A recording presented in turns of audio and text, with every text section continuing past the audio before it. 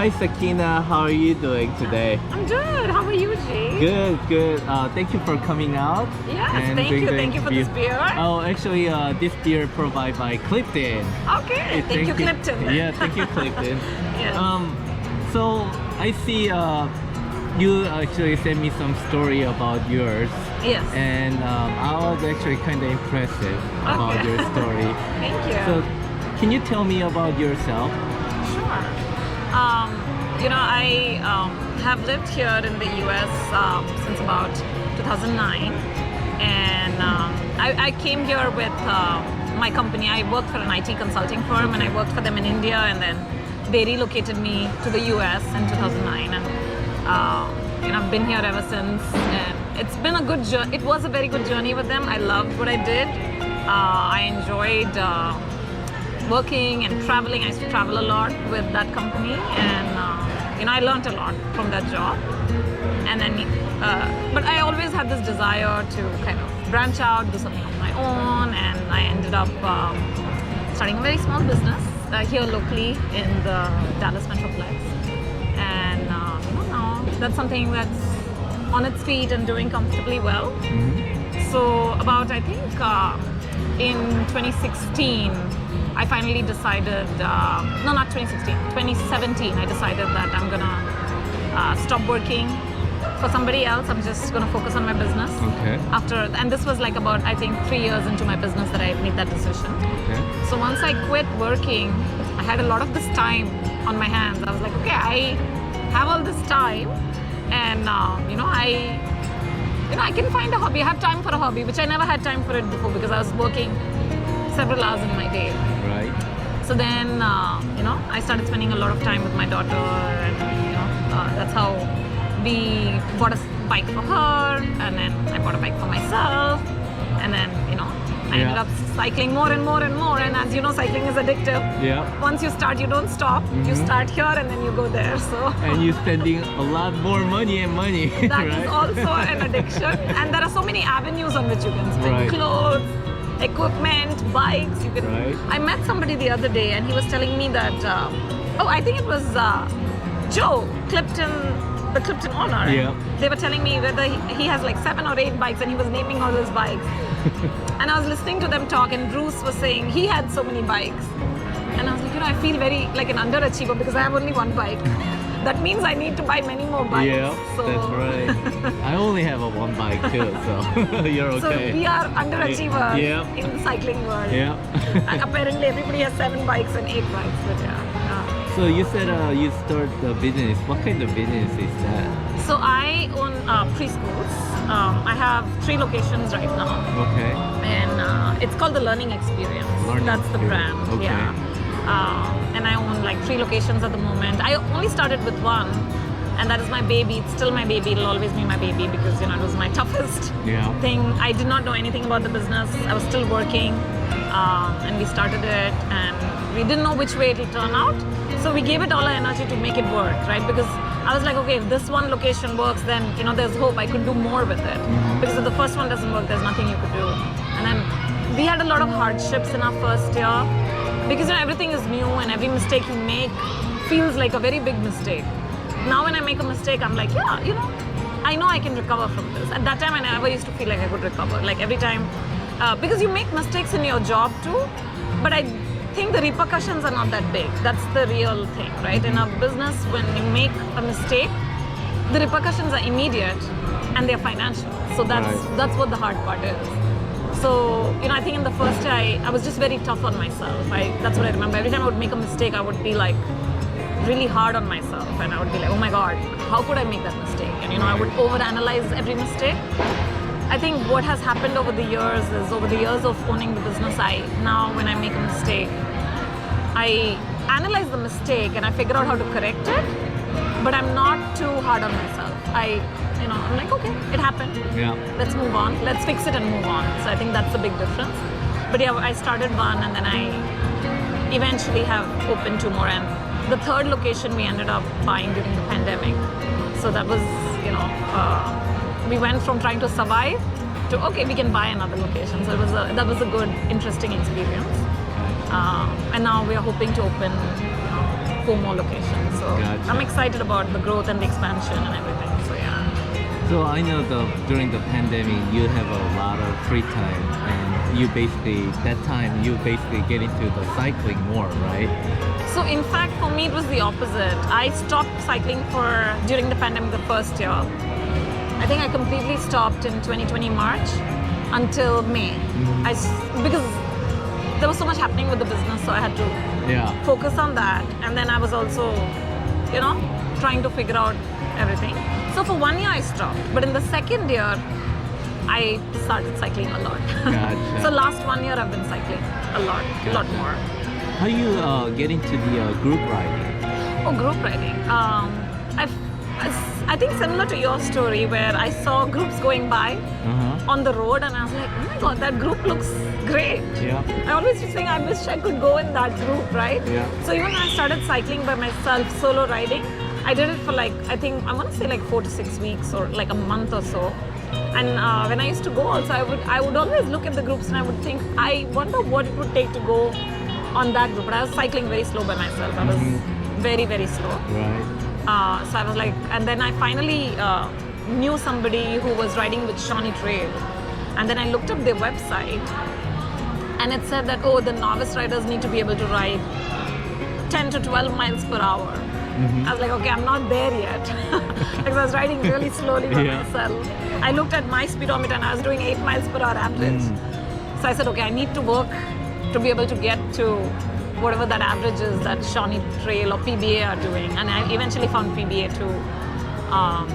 And I actually found PBA once I went to a Shawnee Trail ride and somebody said, hey, I ride with Plano Bicycle Association. And so I ended up riding a lot more with PBA when I first started. I used to feel that their novice rides were a little bit more to my speed. Yes. Your pace. Yeah, and I just ended up meeting a lot of people that I connected with. So I ended up doing a lot more PBA rides in the first year of my cycling, and then lately I've been biking with both Shawnee Trail and PBA, and I love both the groups. I finally am I remember seeing groups on the road and thinking, oh my god, they are going so fast. How do I do that? Yeah. So that's how I got into it. Gotcha. So when you're doing cycling, do you do any special things that improve your strength or speed? I want to say I think honestly most of what I've done is learning from the people around me, and so many people have given me great advice. But I would say the biggest thing that worked for me and has worked, and I'm still working on, is cadence. That was one of my biggest issues, just maintaining a cadence, because I used to go to the easiest gear a lot more, and I used to spin, and I used to think that'll help me go faster, just spinning faster. So easier gear meaning like more cadence, right? I used to I'm going very high, yes. Okay. And then obviously that used to get me tired, and then halfway through the ride, I've used all my energy. Right. So, people used to tell me this, but even though you're listening to it theoretically, it was very hard for me to put it into practice. I had to work on it. Like, it took me, I would say, maybe a little bit more time than it would take somebody else. Other people are quick learners. I'm one of those people that takes time. Right. So I want to say that. And then another thing that helped me is, I think cross-training helps a little bit. For initially when I started riding, I was only riding. I was not doing anything else, right? Like, I was only going on bike rides. I started doing, I wouldn't say a lot of strength training, but I started working with weights and dumbbells when I get time. Especially when I had my injury, I had no other opportunities. So I started doing a lot more of those workouts, running and swimming and all of that. Maybe running more than swimming. And I feel like that's helped me. Like, when I came back after a break from cycling, I think I had to take 3 months off the bike, and when I came back, I felt stronger. So I think cross-training helps in just maintaining a steady cadence. Yeah, I think the cross-training really helps. For my case, our office at the Galleria, and they actually providing all these like free classes. Okay. And I basically joined the class of the Muay Thai class. Oh, what is that? It's like the Thai martial art. Okay. and we basically constantly like kicking, punching, That sounds like jumping, fun. and you're basically out of breath all the time. How many times a week do you do that? I'll do like Tuesday, Wednesday, Thursday. Oh wow, that's a Yeah. decent amount of time. Yeah. And you feel that helps you with your cycling? Yeah, because you're basically learning how to control your breathing. Right. Okay. Gotcha. You know, like you're not putting 100% effort all the time, Right. and you only using like strength in certain points, Right. right? Like same as the cycling. Like if you're pulling, obviously you're pushing your heart and you're Yes. spending more strength. But when you're coming backside, you can actually rest Right. using that time. Right. Another thing that I did which helped me, I feel, in the cycling, and this is something when we were going to sign up for Big Dam Bridge last year, one of my friends, Angela, she suggested it to me. She was like, let's do hill repeats.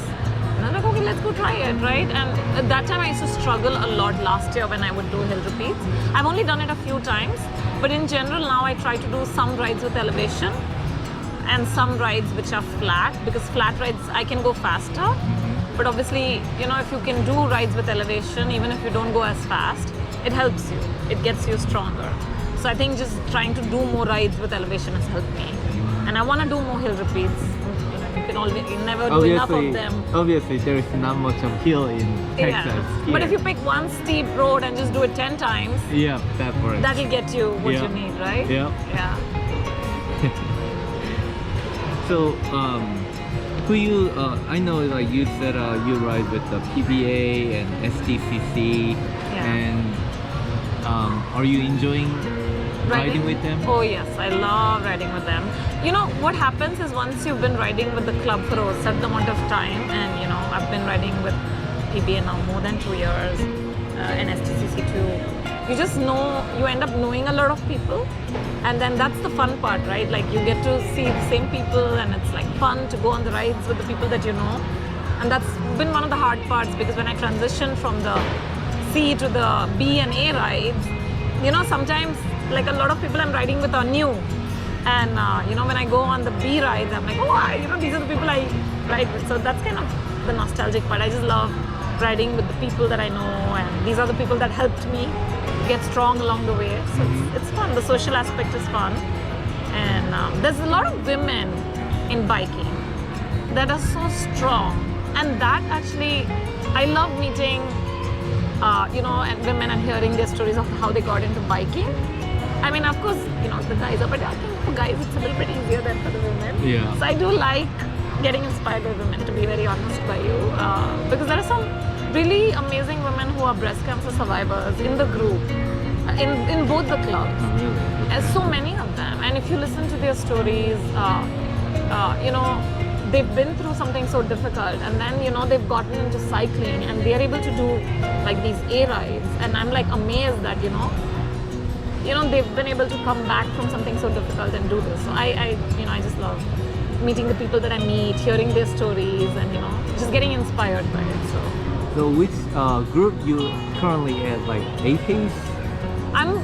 I'm working on A-Pace. Let me tell you. Let me put it that way. Okay. I've just recently started doing A-Pace rides with Shawnee Trail, but I do some of their easier A-Pace rides, like like on the weekdays, where it's not that much hills, but they go really fast and it's fun. So my goal is to keep doing the A-Pace, and then do it on slightly more tougher routes, like with a little bit more elevation, and just keep working on it and get stronger. But you still like jump from really big, right? You're from the novice, which is like 8 Yeah. mile per hour, to almost like 19 plus, right? Yes, yeah.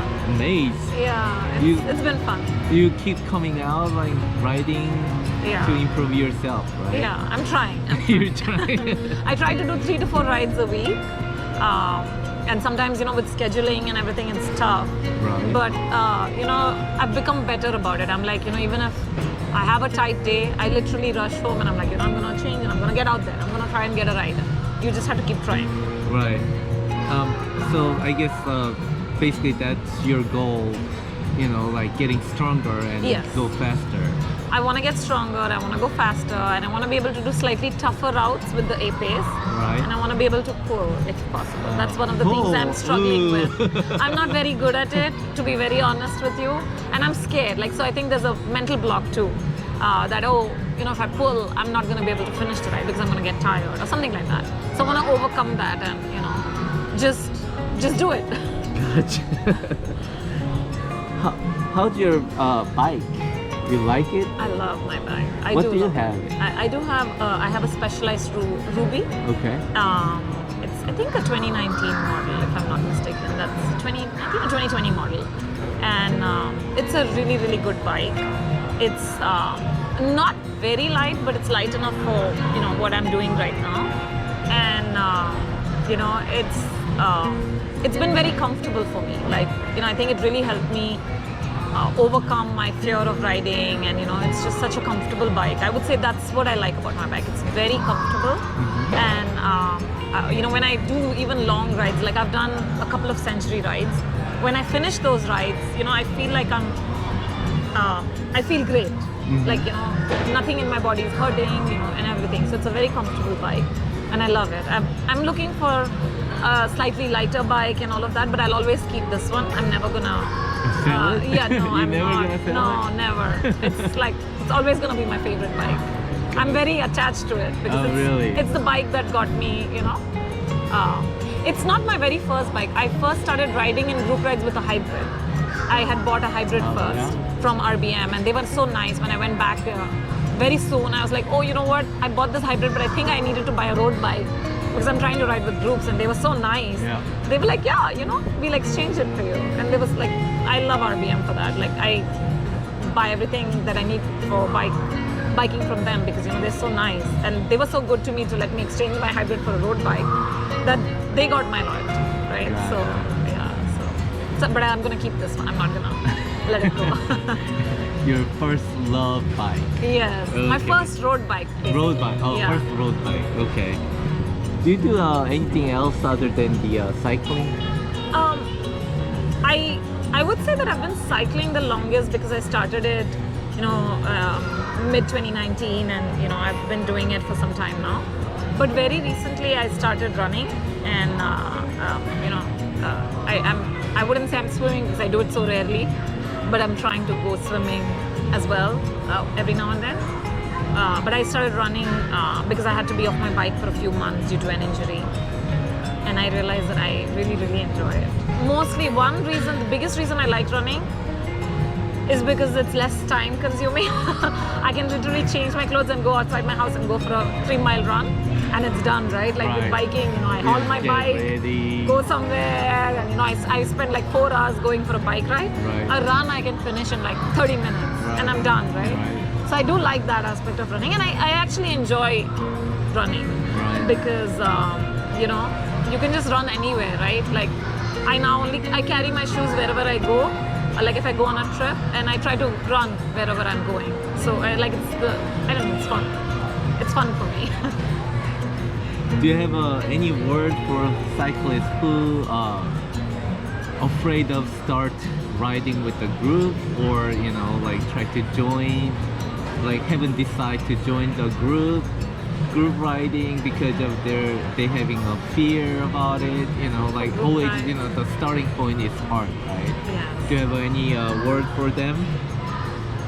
Basically, I would say that starting to ride with groups is probably the best decision I ever made. And I am probably one of the best examples for somebody who was very unfit and just got into group riding by, I wouldn't say accident, like I wanted to do it, but you know, I honestly never thought I would be able to do what I'm doing today because I was very unfit when I started. I was like maybe 30-40 pounds heavier than I am right now. And I would say group riding was the best decision I ever made because when I was riding solo, I didn't know how unsafe it was because I didn't know the do's and don'ts of cycling on the road. And once I started riding with the group, I learned so many safety rules. I feel it's like the safest. If you want to do cycling, I would recommend cycling with a group first because they give you so many tips on getting stronger and better. That's one. So that aspect is great, but also safety. For safety reasons, I would say just riding with the group is probably the best thing you can do for yourself, because you're safer in the group, and you have more experienced people telling you the right way to do things, right? So I would highly recommend anybody who's getting into cycling, definitely try the solo, because it gives you a sense of confidence. But if you can start riding with a group, that will get you to your goals much faster than doing it by yourself. Yeah, like a lot of ride leaders actually riding their car, going through the bike routes and verifying they're investing that time and energy for us. Like verifying the road condition, if there is like crack. Obviously, time to time you're not speaking up in the right time and getting to crash. But like most of the time they basically take care of you. Right? And even like there's been so many ride leaders. I definitely struggled a lot in my first few group rides, and sometimes even now you sometimes don't realize what you're capable of doing, right? So you struggle on those group rides, and both PB and STCC have such good ride leaders. They will never leave you behind. They're gonna make sure you get back to the start point, and you're safe. And I would say that that's the best thing you can get from a group ride, right? Like you have that safety aspect. So I would say ride leaders and the people who volunteer for the club spend so much of their time and energy, so we can do it safely. Right. So definitely, I think people should, if they're thinking of riding, they should ride with the group. That's what I recommend. But All right. Yeah. By the way, you said you had a crash. You know what happened? I'm not. It happened so fast. It was definitely dark. I was riding in the winter. I'd say maybe December, early December. I think it was December 7th or 8th of this past year. We were on a group ride. We were going fast. It was dark. I probably hit something on the road. I don't quite remember. And then I fell really fast. And my assumption is that I probably went down. Put all my weight on my bone, so it cracked, it broke. And then at that time I didn't realize how serious the injury was. My husband came to pick me up, and we went to the doctor, and the doctor was like, it's definitely broken. I was like, are you sure? He's like, yeah, we need to do surgery to fix it. No, but you still decide to come back? Yeah. I honestly, when the surgery happened, and when I was going through the recovery, I would say I went back and forth a little bit, because initially, it took me a little bit of physical therapy to get my movement back, because once they had to put a plate and screws in to fix the bone. So then once this, when they said, okay, now you have to go to physical therapy, and when I started working with it, it wouldn't straighten. The arm wouldn't straighten, and I was like a little shocked by it. So but after the physical therapist worked with me for a few weeks, I got full movement back. But during that time when I didn't have full movement back, I was like telling myself it's not worth it. I should do other sports. That's why I started running and swimming, because I was like, I'm not sure I'm gonna go back. And then of course my friends, they encouraged me to go on like just a ride with them. Like, so I just went on a ride with just my 2 friends, my 3-4 friends. Like, I did 2 rides, and then I realized, okay, it's not so scary. It's not bad. Like, I think riding with the group was scary for me. Like after the crash, because in a group sometimes your response times are not as quick as they need to be. But then once I rode with my friends, I said, okay, you know what? I missed this. I enjoyed this. I remember when I had taken the break, I think I was ordered off the bike for like about 3 months, because I had to get cleared to get back on the bike. And I was telling my friends, you know what, I actually don't miss cycling. I'm going to be fine. I don't think I'm going to cycle as much once I'm recovered. And now I'm cycling again 3-4 times a week. That's addictive, huh? It's addictive. Yeah. I think once you start, it's hard to. Yeah. And now it doesn't seem so scary anymore. Once I started riding, and I am trying to get a little bit better with maintaining the distance, and that's very important. And just being careful while you're on the road. These are all skills I'm working on. But yeah, if you can be safe in the group ride, and try to avoid crashes, it's the best thing you can do. That's right.